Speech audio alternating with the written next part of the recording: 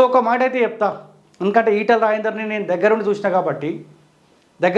కాబట్టి ఇప్పటికైనా కాస్త కేసీఆర్ తర్వాత నెంబర్ 2 నేనే, కేసీఆర్ లేకపోతే నేనే, ఇంకా కేసీఆర్ పక్కన మంత్రివర్గంలో పనిచేసిన, కేసీఆర్తో పాటు ఉద్యమంలో పాల్గొన్న నెంబర్ 2 నేనే తెలంగాణ అనుకుంటే అది పొరపాటు. ఇప్పటికైనా హుజురాబాద్లో మీకోసం పనిచేసిన కార్యకర్తలను పట్టించుకోండి. లేకపోతే ఏ వర్గం అయితే ఏ బెల్ట్ను అయితే మీరు తయారు చేసుకొని ఈ అధ్యక్ష పదవి కోసం విశ్వ ప్రయత్నాలు చేసారో ఇప్పటికైనా వాళ్ళని పట్టించుకునే ప్రయత్నం చేయండి. ఫస్ట్ ఆఫ్ ఆల్ కార్యకర్తలను గుర్తుపట్టండి. ఫస్ట్ ఆఫ్ ఆల్ ఏ వర్గం అయితే నీ కోసం పనిచేస్తుందో, మా ఈటల రాజేందర్ అన్నకు అధ్యక్ష పదవి రావాలని బలంగా ఉన్నారో వాళ్ళని గుర్తుపట్టు చాలు, సంతోషం.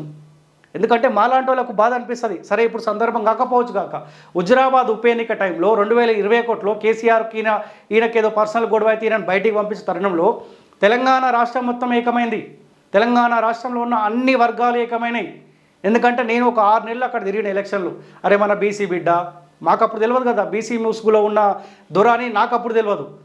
నేనేమనుకున్నారే మన బీసీ బిడ్డ కదా, కేసీఆర్ చేతిలో మోసపోయిండు, కేసీఆర్ని మనం కొట్టాలి ఎట్లయినా, కేసీఆర్ వద్దు అని అనుకున్న క్రమంలో మేము కూడా ఆడ పిచ్చి కుక్క లెక్క పనిచేసినాం, ఘోరంగా పనిచేసినాం. ఒక రకంగా అంటే ఒక కార్యకర్త కంటే ఎక్కువ నేను ఆ నియోజకవర్గం మొత్తం తిరిగి అరే మన బీసీ బిడ్డనంట అయ్యా, మన బీసీ బిడ్డనంట ఆయన కోటేయాలని చెప్పి చాలా తిరిగినా ఆయన చుట్టుపక్కల ఉన్న ఆ వర్గాలకు మొత్తం తెలుసు రాము ఇట్లా పనిచేసిండు.